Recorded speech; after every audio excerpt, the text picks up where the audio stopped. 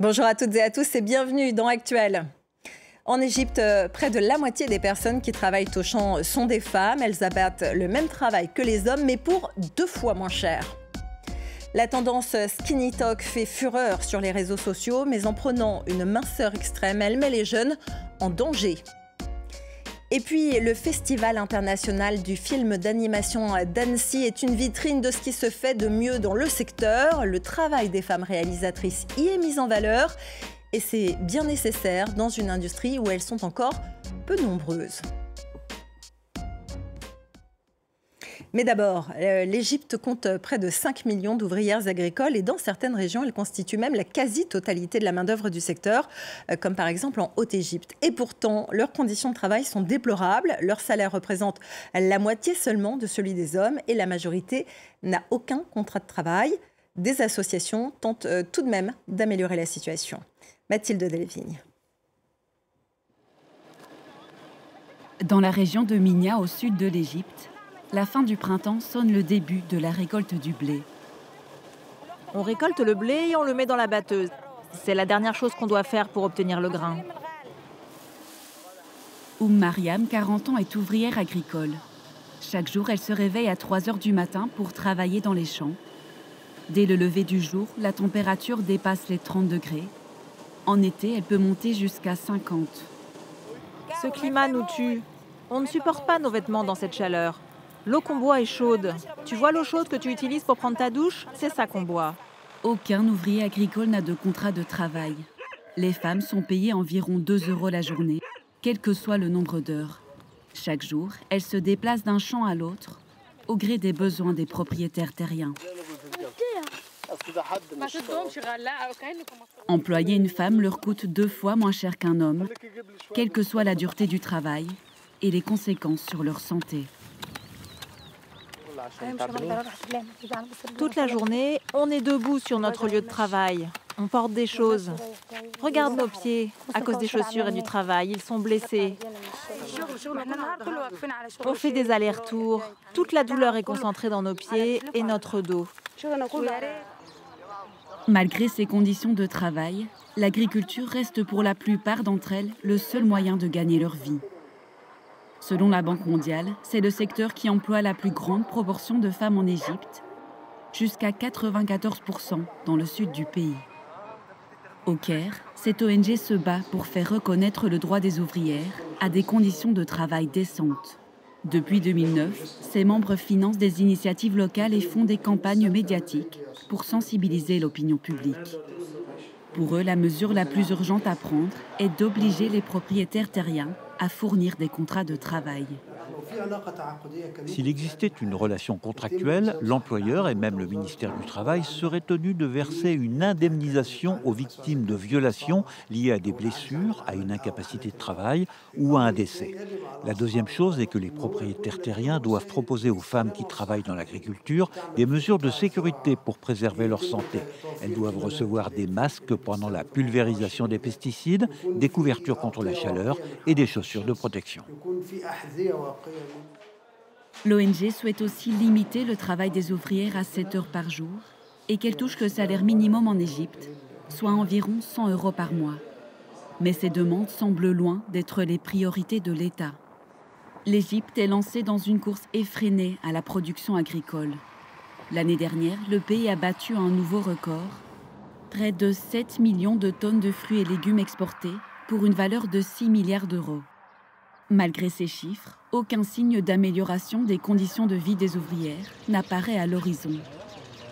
Dans un village du sud de l'Égypte, Anna Abdelhakim est devenue la première femme à créer un syndicat agricole en 2023. Vous rencontrez de nombreux problèmes dont vous n'êtes pas toujours consciente, tels que les diverses formes de maltraitance et de harcèlement sur le lieu de travail. Depuis 2 ans, cette salle est le premier et le seul endroit en Haute-Égypte où les ouvrières agricoles peuvent partager leurs problèmes.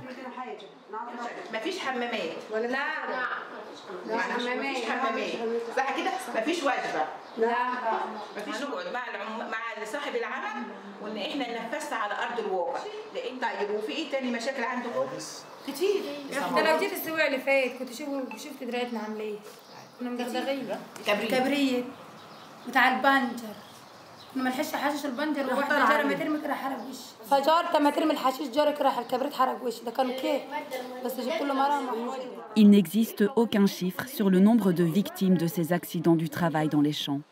Anna Abdelhakim estime qu'ils sont quotidiens et dénonce l'impunité des responsables. Son combat, donner aux femmes les moyens de s'affranchir de leur dépendance aux propriétaires terriens. Le rôle du syndicat est de sensibiliser les travailleuses agricoles sur leurs conditions et de favoriser leur autonomie économique. Définir ce que sont les formes de violence et leur offrir des opportunités d'emploi. Nous avons organisé de nombreux séminaires éducatifs pour elles, sur la gestion de projets, comment commercialiser les produits agricoles, comment gérer un projet et une idée de projet. De 60 adhérents à sa création il y a 2 ans, le syndicat est passé à 400 aujourd'hui. Une goutte d'eau face aux 5 millions d'ouvrières agricoles que compte l'Égypte. Mais il espère voir d'autres villages rejoindre son mouvement. Tu n'es pas moche, tu es juste grosse. C'est le message dont les jeunes sont bombardés sur les réseaux sociaux. La tendance skinny talk ressemble furieusement au mouvement pro-Anna des années 2000-2010 qui faisait l'apologie de l'anorexie. Ces appels sont en tout cas dangereux pour la santé des jeunes et font des dégâts bien réels dans la vraie vie, même si TikTok affirme avoir bloqué le mot dièse problématique. Marianne Buisson et Jules Longchamp. Toujours plus mince, c'était l'obsession de Léna. Cette étudiante de 22 ans a passé son adolescence accro aux vidéos comme celle-ci sur les réseaux sociaux. On a ce message, regardez ça lorsque vous avez faim. Donc on voit qu'elle est très fine. On se dit, qu'est-ce que j'aimerais leur ressembler? Pour arriver à ce corps-là, il faut que j'arrête de manger. Pendant 2 ans, Léna a sauté des repas, s'est pesée plusieurs fois par jour pour atteindre la maigreur prônée sur les réseaux. Tous les jours, je pensais, est-ce que j'ai l'air fine? Est-ce que j'ai grossi? Je me regardais dans le miroir, je pouvais passer 10 minutes à regarder l'état de mes cuisses, l'état de mon ventre, ma taille. Aujourd'hui, elle a tourné la page et retrouvé un équilibre alimentaire. Mais combien ont plongé dans l'anorexie, encouragés par ces vidéos et des mots-clés comme hashtag #SkinnyTalk, skinny comme maigre. Des jeunes filles mettent en scène leur corps, des injonctions à se priver de nourriture. Arrête de te récompenser avec de la bouffe, tu n'es pas un chien. Cette nutritionniste constate que ses patients qui souffrent de troubles alimentaires sont de plus en plus jeunes. C'est le cas de cette patiente, 17 ans, qui souhaite rester anonyme. Ils disent de manger des glaçons avec du sel, ça j'en ai vu partout, que c'était un repas équilibré. Elle se dit prisonnière des algorithmes. Les réseaux sociaux, c'est plus que ça. La nutritionniste dénonce l'impunité des plateformes. Je trouve ça aberrant qu'à 13 ans, vous soyez exposé à des contenus qui prônent la restriction alimentaire, par exemple. Contacté, TikTok affirme avoir bloqué les recherches sur le hashtag #SkinnyTalk et restreint les contenus problématiques. Si désormais un message de prévention s'affiche, nous avons constaté ce soir que de nombreuses vidéos restent accessibles.